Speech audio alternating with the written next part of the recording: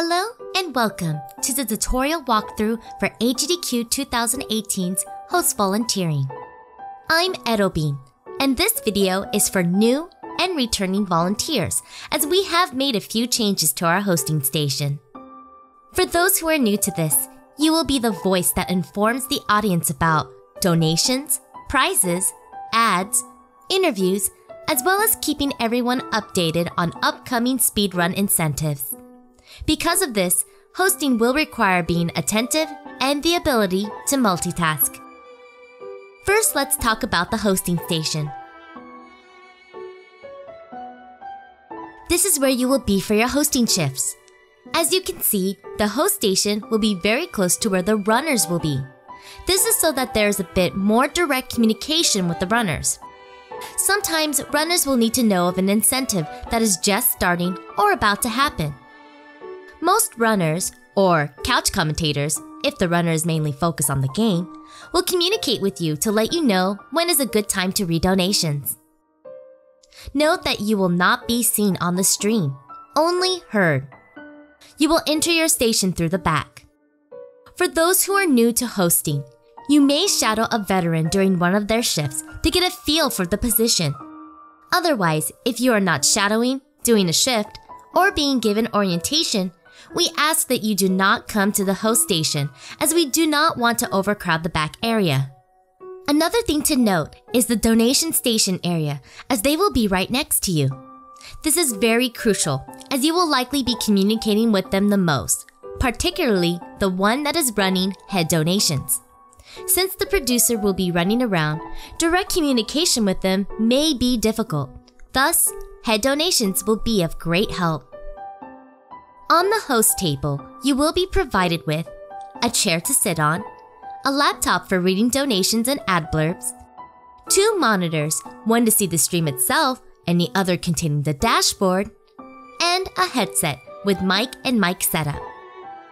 As a reminder, food will not be allowed in the stream room. Water, juices, coffee, and tea are allowed as long as they are contained in a cup with a lid. We encourage you to bring water bottles as you will be talking about 90% of the shift and we want to make sure no one gets dehydrated. If you do have a long shift and need to take a step out to use the restroom or perhaps snack on something quickly, make sure to let staff know so you can be covered. Even though this is a working place, we want you to be comfortable. Most staff will be in casual attire such as jeans and shirts. The stream room may get chilly, so be sure to bring a sweater, just as a precaution, especially for those with graveyard shifts. Please don't come in wearing anything offensive or just say your pajamas. Remember, this is still a working environment. Make sure to have good hygiene. Always take showers regularly and wash your hands after using the restroom. I know it sounds silly, but we want to make sure that we are in a clean environment.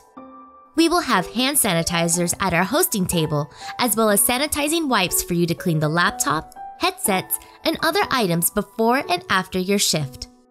If you are not feeling well before, during, or after your shift, please let staff know ASAP. We understand that you want to help volunteer, but sometimes things happen that we don't expect. Your health comes first and foremost, and we are prepared for any changes in shifts. Now let's talk about the items you will be using. You will be provided with a headset with a mic attached to it. There will be a box in which to control your headset and mic. Things that you will be hearing on your headset: the game that is being run, runners or commentators that have a headset mic or standalone mic, and the person in charge of audio tech. If you're having any audio issues not hearing anyone or not hearing any game music, make sure you contact audio tech to let them know. Make sure you get a good feel of speaking into the mic. Audio tech will adjust you if you sound too loud or too soft. They may even communicate with you on the headset to let you know if you're sounding off. You will also have the option of whether to hear yourself in the headset or not. You can make that decision when you set up for your shift. Here is the control box.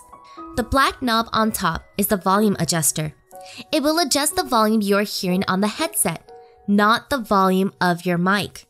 There will be 2 ways of muting and unmuting your mic. This button is the toggle mute that functions like an on and off switch. You press to turn your mic on, press again to turn the mic off.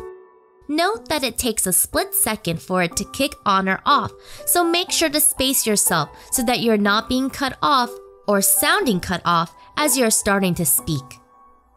The other button is the hold to mute button. You will hold the button to keep it mute and let it go when you want to speak. You can choose either option you feel comfortable with. You will know when you are muted as the light will indicate red on the volume bar. It will be green when you are unmuted. On this laptop, there will be different tabs for you to utilize, including prizes, incentives, donations, ad blurbs, and Twitch stream with chat. For the prize and incentive tab, these tabs will only be used if you need to check something that the dashboard won't allow you to. For example, if you personally want to see what the prize looks like, you can check through there. Even though the dashboard will have information on prizes and incentives, if something does happen and it goes down, this will be your backup area. For the ad blurbs, even though we have video ads, there are some ads that the host will have to talk about. These will be still images, and we'll talk more on how they're set up later on in this tutorial. This tab will have a document of the different ads and basic information about it. You don't have to exactly read it line for line, but it's a guideline to give you some help. Have fun if you want, but once again, be professional about it. Now you might be asking yourself, why do you need a Twitch stream open? You really don't. It's your choice if you want the Twitch chat open or not. The reason why it's on here is that sometimes the host wants to engage with the viewers at home. Maybe setup is taking longer than normal, and there are very few donations, so sometimes to cut time, having conversations with the viewers is not necessarily a bad thing. An example would be asking the viewers, what's your favorite Mega Man game? The Twitch chat can also be helpful if maybe they're not getting audio or having video issues and tech may not be realizing there are issues. There may also be times when the runner wants to know how the chat is responding. This is entirely up to you if you want the Twitch stream with chat up. Just remember not to get too distracted from it. Now to the biggest use of the laptop, donation reading. Donation Station will be filtering through countless donations and send ones that are acceptable to Head Donation. It's Head Donation's job to double check everything before sending it to the host. Your job is to do a last double check. This is what the donation page looks like. Right now, there is really nothing there, but I will show you at least an example. From left to right is the name of the donator, the amount they donated, the donation comments to be read, and a set of actions for hosts to select. Donators can choose whether they want the real name to be shown or if they want to go under an alias name. There will also be those that will be under anonymous.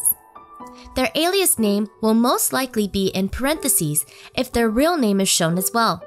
There are going to be different kinds of amounts when it comes to donations. Obviously, if there is a rather huge donation, say someone donates about $100 or more, be expected for a pause, as most likely the audience in the stream room will applaud. The comment section is of the utmost importance because you will be doing your last double check before reading it aloud to the audience in stream.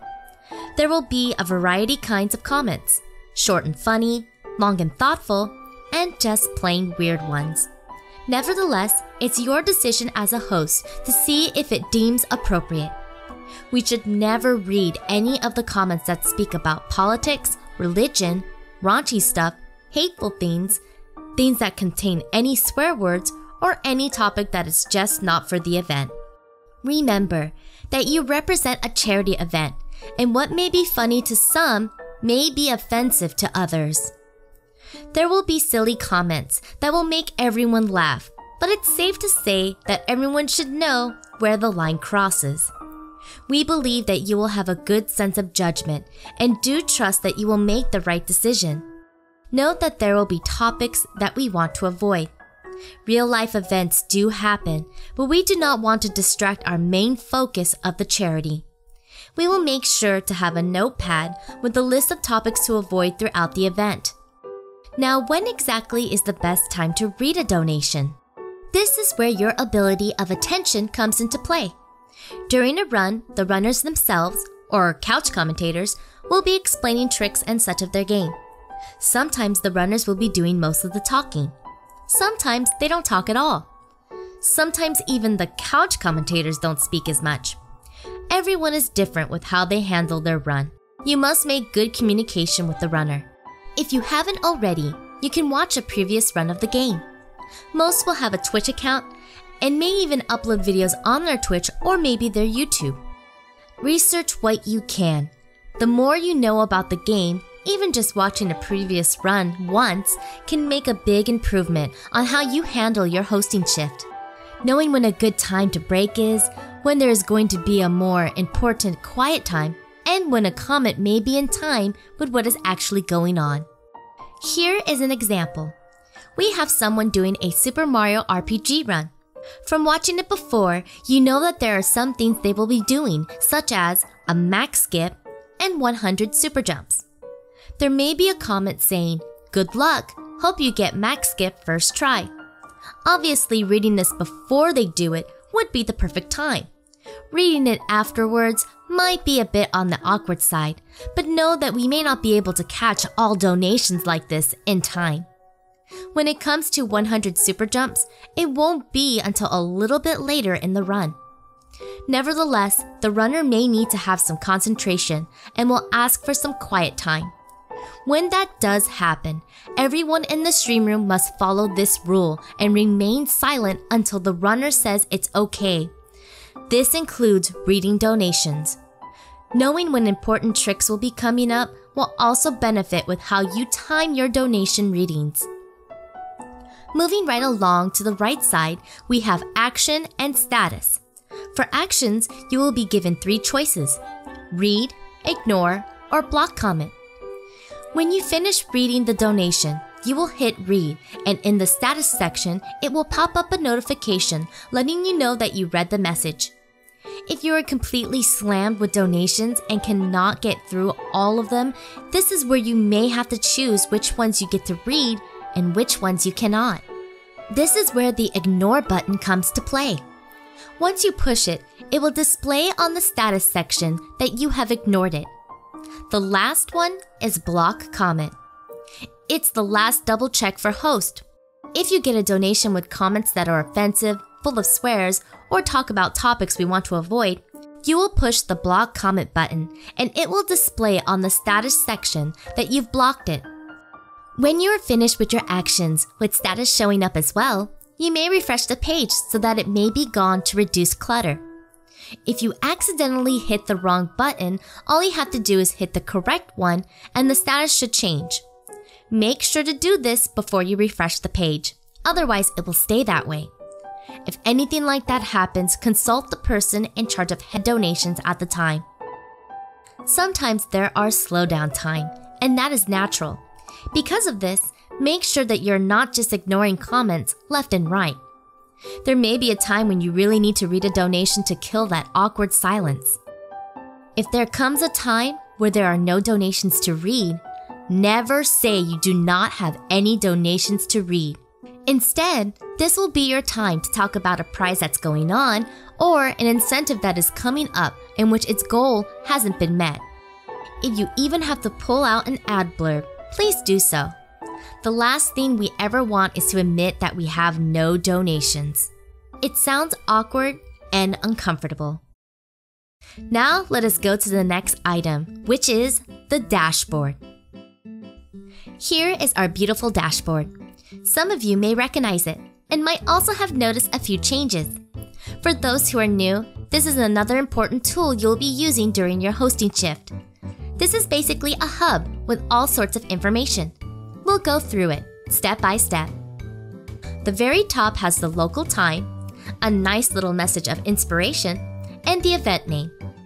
Right below in the middle is the donation total. To the right of it, is the Play Twitch Ad section. You can select 30, 60, or 90-second duration. When you click Play Twitch Ad, it will ask you for further approval on starting the Twitch ad break. Say you select a 30-second ad. The red timer will pop up 45 seconds and count down from there. The reason being is that from the time you send the API request to the time the ad actually starts playing, it takes about 10 to 15 seconds to kick in. Below is a timer that goes up, indicating how long it's been since you've last played a Twitch ad. We are looking at playing 1 ad per hour, no more. On the opposite side is completely new to our dashboard. This is the current host section. Because there has been a rise in viewers wanting to know who is reading the donations, we will now be displaying the host names during break times. When it is time for your shift, you will enter your name here and push confirm. It should pop up automatically on both the dashboard and the stream itself. Remember to put the name that you agreed on having for the event. If by any chance you do not want to inform people who you are, please put host and a number after it. A number will be given to you before your shift. Going below is our incentives, bids, and price section. Because there was a lot of clutter in the previous dashboard, we decided to clean it up a bit. This green bar is the data refresh. It will count down, and when it hits 0, it will refresh the data information of all the incentives and bids and then start counting down again from 59 seconds. This is the Prize Available tab. This will show a list of all the prizes currently available. When people donate, they will enter themselves for a chance to win a prize. Of course, there are requirements to be met if they want to enter.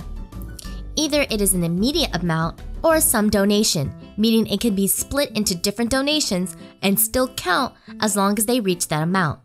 For example, there is a Sonic Mania clock. The only time for a donator to enter themselves in to win that prize would be during the Sonic block, and they must donate at least $5 minimum. Once the run is over, the prize will be taken off the dashboard on its own. Another example is for our bigger prizes.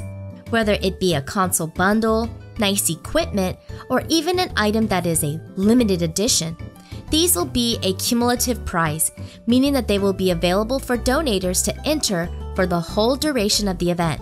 All they have to do is just make sure that by the end of the week, their donation totals the amount needed to get themselves entered.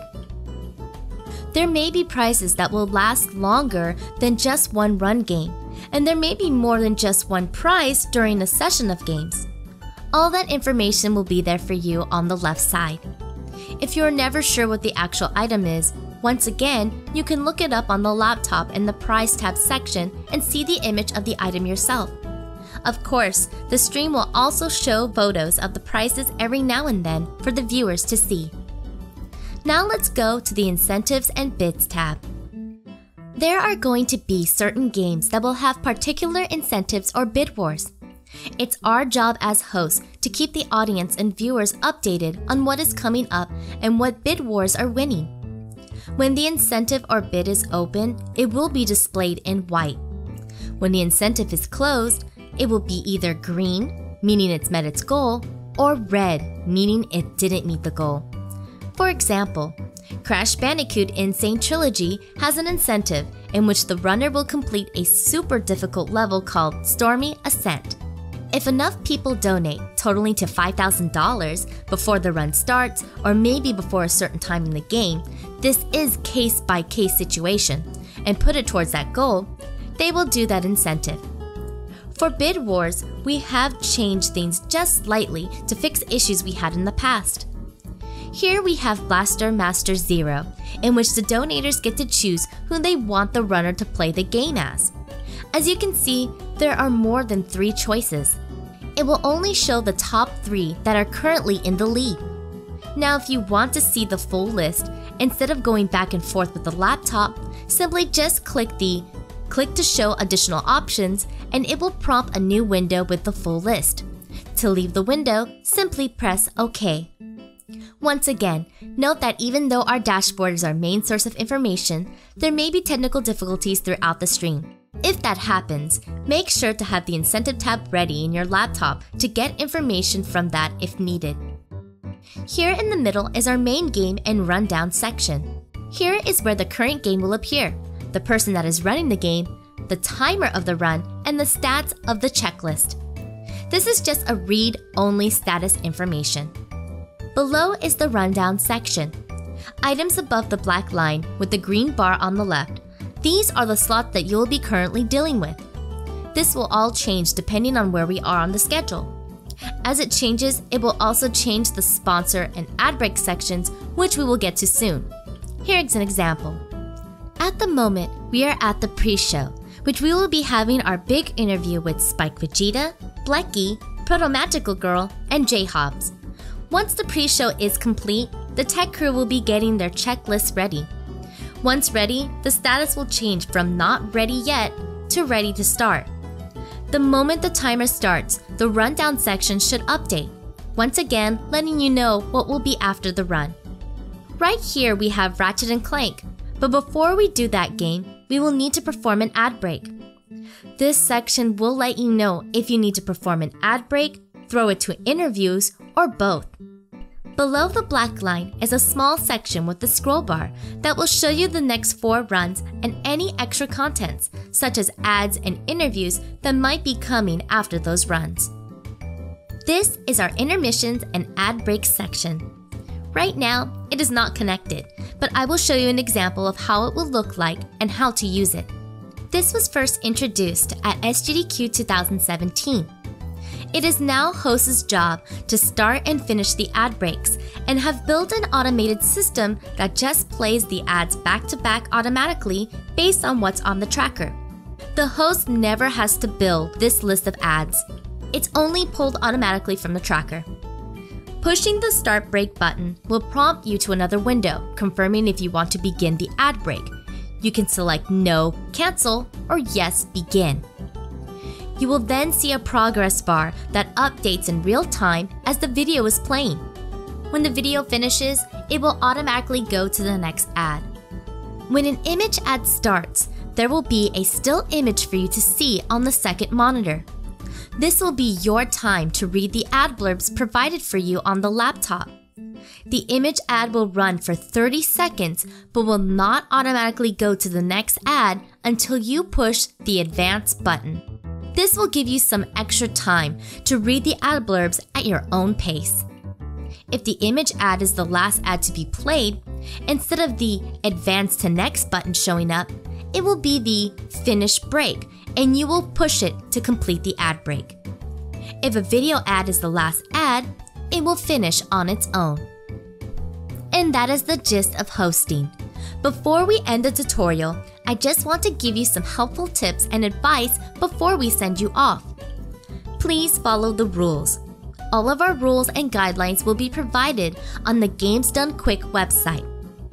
Always drink plenty of water. Be careful when drinking milk, as dairy can produce copious amounts of phlegm. Stimulants such as caffeine can cause muscles to tighten as well as lose hydration. Alcohol is forbidden in the event area, but if you do drink some the night before your shift, make sure to hydrate yourself with water, as not doing so can cause strain in the throat as well. Make sure to get plenty of rest before your shift, and always remember that your shifts are tied to the game itself, not the actual time of the schedule, as the schedule can change during the event. Be sure to arrive at least 10 to 15 minutes before your actual shift. If something does happen and you are going to be late for your shift, make sure to contact a staff member, preferably Muffins or myself. Please do not ask for extra shifts. We do not mean to sound rude, but we have already made our schedule, and if something does happen and a host cannot make their shift, we will take care of the situation. Basically along the lines of don't call us, we'll call you. If you are going to switch a shift with another host, please make sure you let me or Muffins know before you take the initiative. No matter what time of day your shift is, try to keep an energetic voice. They may not be seeing you, but they can definitely tell if you sound bored. For newcomers, if you feel like you may need a veteran to be with you during your first shift, don't be afraid and let us know. We know hosting may seem overwhelming, especially with all the new stuff that's being added, but we are here to help you every step of the way. Now that host names will be displayed during the break times, it's still your choice if you want to introduce yourself on the mic. If you want to introduce yourself with your real name or internet name, we leave that choice up to you. Just make sure that your alias or internet name is appropriate. You may introduce the next upcoming host, but get their permission first before doing so. If you have any questions or concerns, don't be afraid to ask staff. And remember to relax and have fun. Thank you so much for watching the tutorial for AGDQ 2018's host volunteering, and we'll see you at the event.